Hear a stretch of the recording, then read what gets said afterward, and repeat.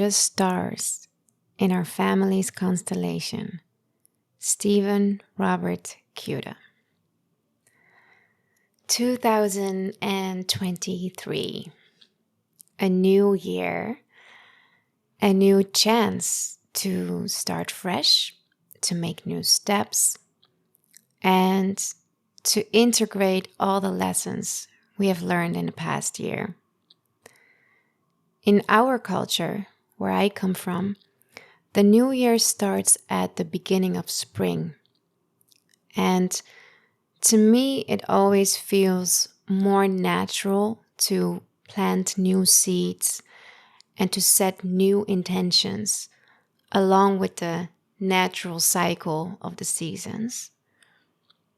During the winter, just like nature, we feel the tendency to turn inwards, to stay inside, to be low in energy and maybe feel a little depressed or sad. And all of that is very natural for this time of the year. However, our society is built upon the Western calendar, so we don't know better than to celebrate the New Year in January, right after Christmas. So my wish to you for this new year is that it may bring you health, love, abundance, playfulness, and lots of opportunities for personal growth and healing. We have just moved through the holiday season, and maybe this season was very loving for you, with lots of happy moments with loved ones, family, and friends. But it's also possible that you've been going through a challenging time in which you felt lonely or sad or simply exhausted from all the social obligations like family gatherings. The holiday season can be a different experience for everyone. And even though most of us have associated the holidays with joy, family, and food, and we're even expected to have a good time, we don't often talk about the other side to it, in which feelings like loneliness and depression can get the upper hand. There are people who have lost their loved ones or couldn't be close to them for whatever reason, or those who have complicated family situations and feel pressured by all kinds of expectations placed upon them. And the social media feeds filled with romantic, happy posts of people showing their joy can be a hard pill to swallow for those who are going through something. To those, I want to say, I see you. During the past holiday season, I spent time with my family, like I always do, holiday season or not. And we went to the movies, the Avatar, The Way of Water. Beautiful movie, but I'm not going to say anything about it. I do want to say that in the movie, the avatars, or they have a name, but I don't know it for now. I just say the avatars. They greet each other by saying, "I see you." I found that so beautiful. Imagine that each time when we meet each other, instead of saying hi or hello, we say, "I see you." Can you imagine how that would feel and how that would make us connect and relate to each other differently? That inspired me so much that I wanted to apply that here in my podcast. Even though I'm here to share my story, I do that because I wish to speak to those who feel unseen or unheard. So I see you, wherever you are, whatever you're going through. Stick with me through this journey, and you will find that we have much more in common than you think. So during my holidays, I spend time with my family. And when I say my family, I mean my parents and my brother. I have a big family in Iran, but in the Netherlands where I grew up, it was always just the four of us. Being away from my family in Iran has always been something that would weigh heavy on my heart. And it's not until recently that I discovered that missing my family has left a much bigger impact on me than I could have ever imagined. Even though I was born in the Netherlands and I never knew any better than to have my parents around me and 7 years later a little brother, I felt like a huge part of me was missing, but I could never understand why. Whenever we went to Iran during the summer, it was not like we went there every year. I think in total I went there 5 or 6 times. But each time I went there, I was overwhelmed with the amount of joy, love, and connection that I felt there. It was so fulfilling to be there around my family that whenever we had to come back to the Netherlands after the trip, I would fall into a depression. I was so sad and I was also angry that I was missing out on all the family weddings and birthdays and gatherings. And I remember being so upset with my parents and asking them with tears in my eyes why they had taken all that love away from us and instead chose to live this isolated life in a country where I just couldn't feel like I belonged. Now, as a young woman, obviously, I see things differently. I see how incredibly lucky I am that I've had the opportunity to grow up in a country where I was given the freedom to pursue my personal development, to make choices for myself, and to discover who I am without being oppressed or held back by all kinds of restrictions. And I realize today more than ever that not everyone in this world is as fortunate to have the opportunities that I've had, and that breaks my heart. And to those, I want to say, I see you, I feel you. Today, I am talking to you about family. Family is where it all starts, where everything begins. It's where we first get a sense of who we are, where we create our self-concept. It's where we learn how to look at the world and how to position ourselves in it. Family is where we learn about love and what it means to connect and to relate to each other. So, obviously, my story also begins with the family I was born into. My dad had left Iran years after the revolution and moved to the Netherlands. My mom followed him 3 years later, and 1.5 years later, I was born. From what my parents tell me, I was a happy baby. And when I look back at old pictures and videos, I see what they mean. I was always dancing or singing behind my little microphone and asking for my parents' attention while I was performing for them. So I can definitely recall times in which I was simply being a careless little kid. However, I cannot recall exactly when that carelessness started to transform into a girl who became high vigilant and very aware of problems in the world, but mostly problems between her parents. I witnessed the discussions and disagreements, and the more I learned about their issues, the more I lost my sense of being a careless little kid.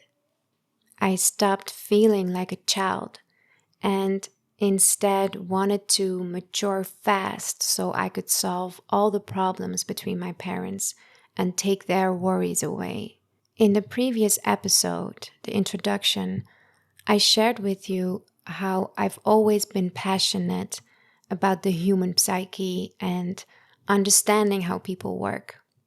And as much as I love this topic, and I sincerely consider it my passion, the desire to understand people also comes from a wound.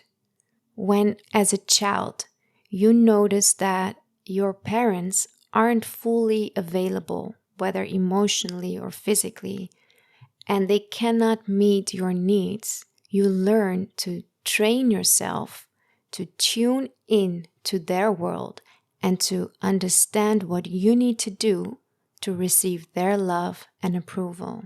Very early on, I unknowingly abandoned myself, my needs, and what I was feeling, and I became fully focused on tuning in with my parents' inner world and their needs. Meeting their needs and expectations was my drive behind everything I did.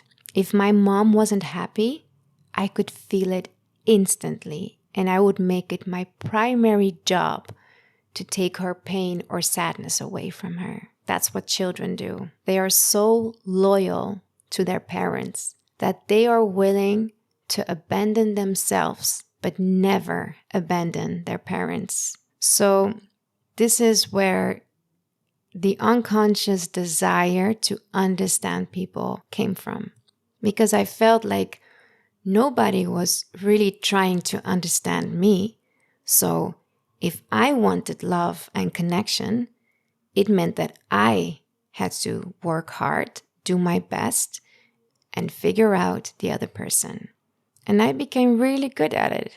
So much so that I could unconsciously feel who was in need of care and attention. And that's where I would jump in.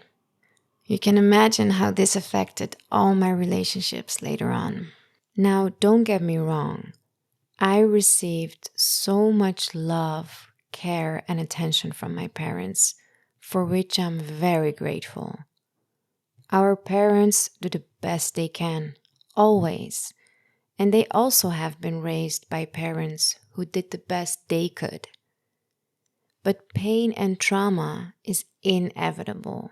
And no matter how much our parents give us their all, we as their children have needs that they won't be able to recognize and meet right away.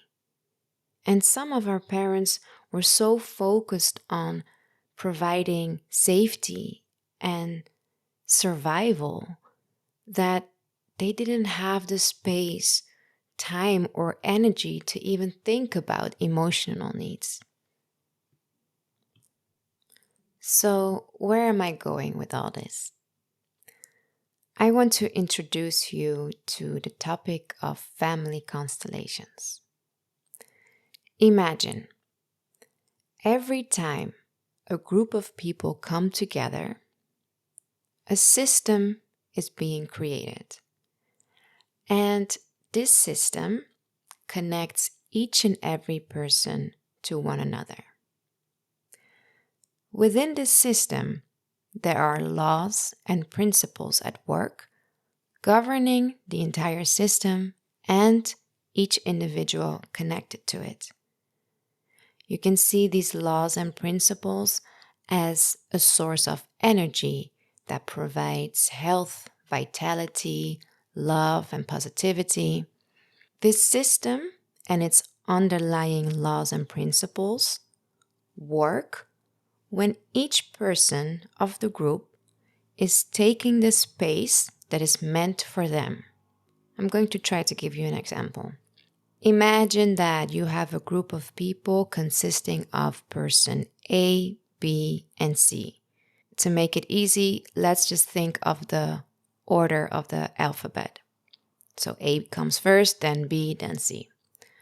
The system works when person A stands to the left, after comes person B, and after that comes person C, all the way to the right. When each individual has taken their own space and is filling their assigned role, the flow of energy within the system will connect them all together and also connect them all to themselves.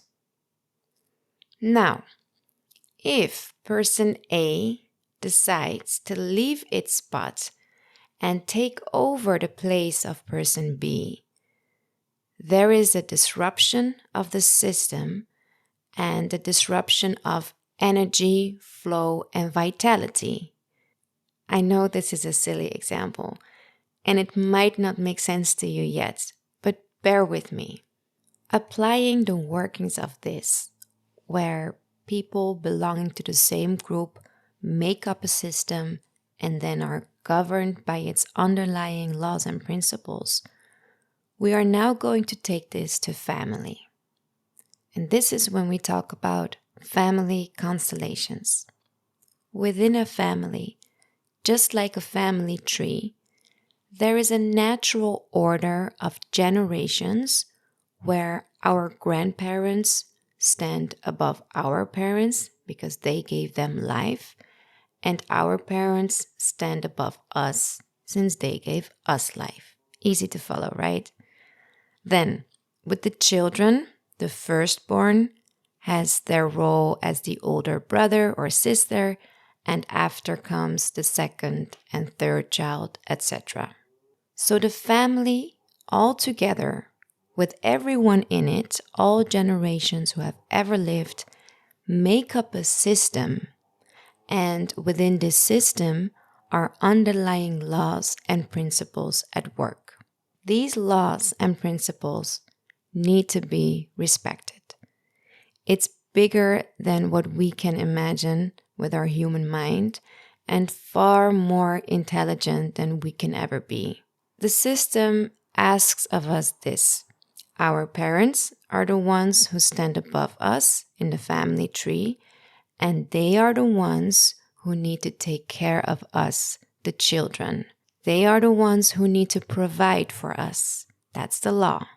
If for whatever reason this system is not being respected as it is, and we as the individuals start to take on a role that is not meant for us, and mind you, we do this unconsciously, we not only disrupt our connection with this big network of energy, but we also disrupt the positions of the other family members who are connected to the system.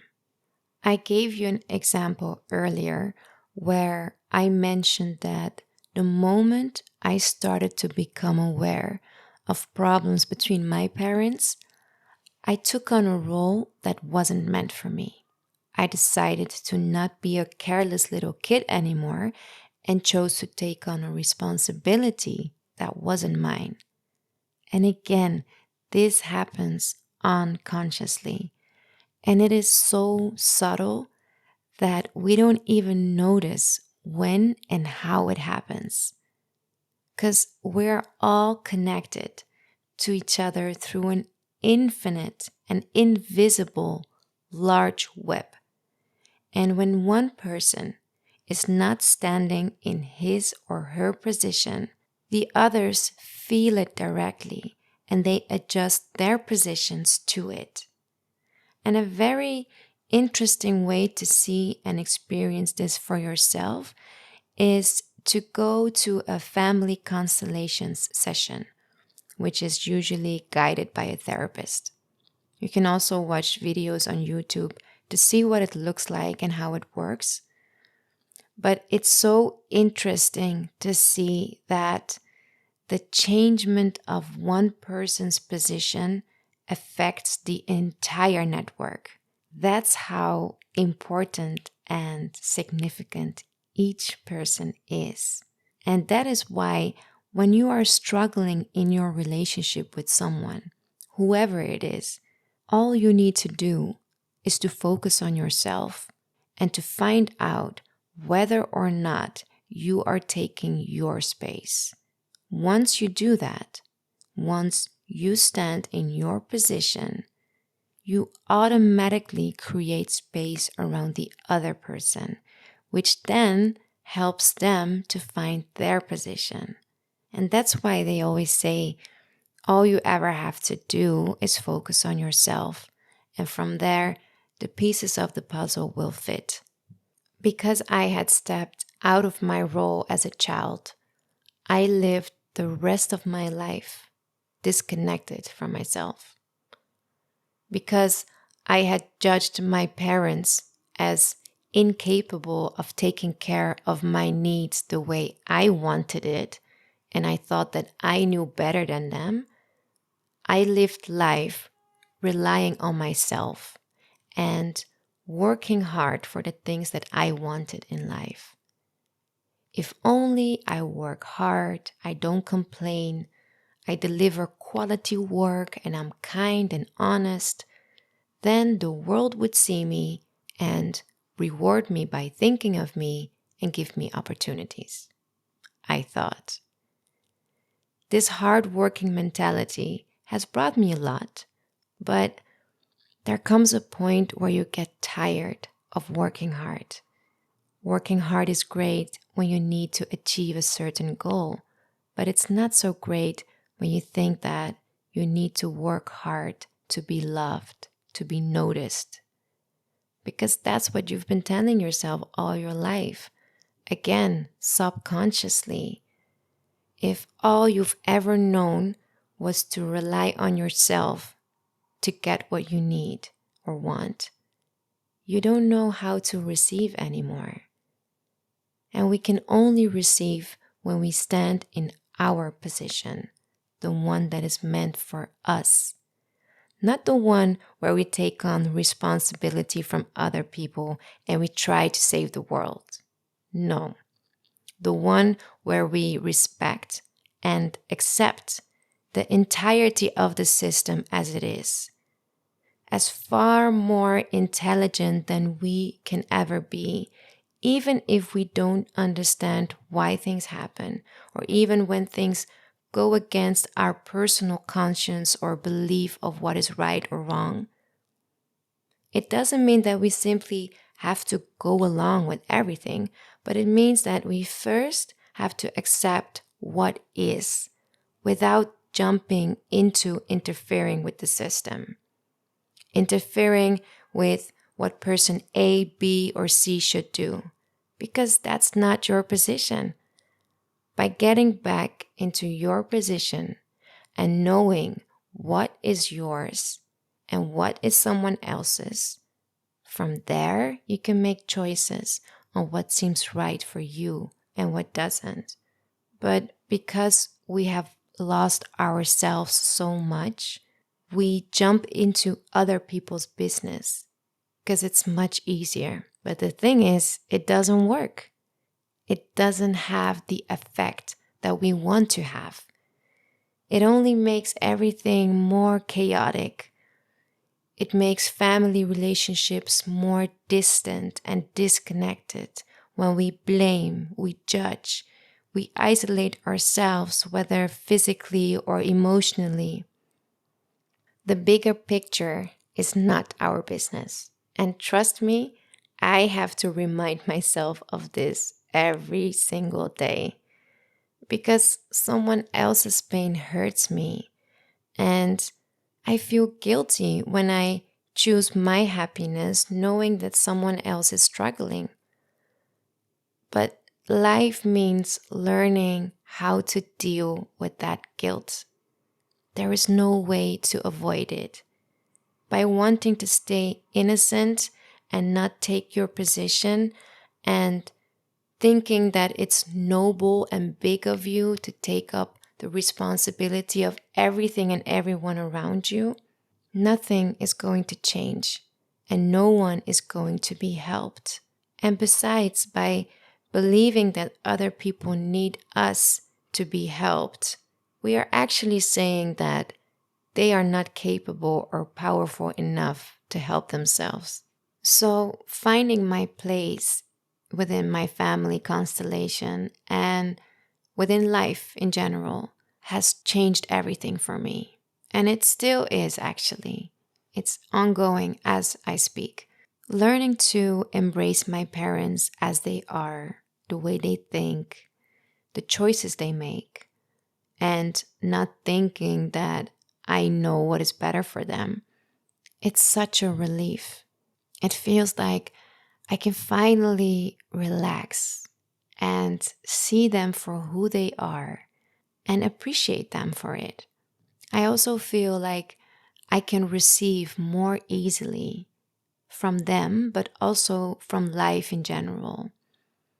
I feel more comfortable in my relationships with other people, where before I would easily get overwhelmed and exhausted after having interacted with someone because I would give everything I had, and I was also very easily influenced by their energy. Now I am more able to tune into what I feel and what I need. Another huge way in which finding my place is benefiting me is that because I have a better sense of what is mine and what is someone else's, I am less vulnerable for manipulation. I was a very easy target for manipulation because I always felt everything, all the energies and emotions of the people around me.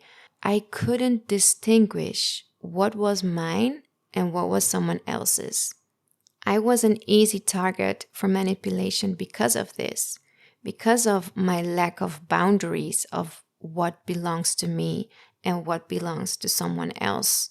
And also, when you step out of your own position as a child and you take that on into your adult life, you become tuned into the feelings and needs of other people. You become high sensitive, and living life as a high sensitive person can be very overwhelming. And I don't know if you can ever grow out of being a high sensitive person. I don't think you would want that because it can be beautiful and it can be a strength that you can use in your life. I do believe that you can make life more pleasant and joyful when you learn how to position yourself in life and in relationship with other people by taking your own place and minding your own business. So, by having listened to this second episode about family constellations, I want to invite you to look at your own life and to see and feel for yourself where you have got out of your position. Where do you find imbalance? Where does it feel like you have to work hard instead of letting go and receive? Where do you feel like you have judgments on others? On your parents, perhaps? Do you carry resentment or anger towards anyone? Are you able to accept what is and what has always been without the need to blame anyone for it or to change anything? And from there, slowly but surely, find your way back to your own place. There where you can let go of all the heaviness and come home to yourself. There where you can finally be carried by life's infinite source energy, and you don't even have to work for it. I want to thank you for listening. My name is Atusa Zara, and I see you in the next one.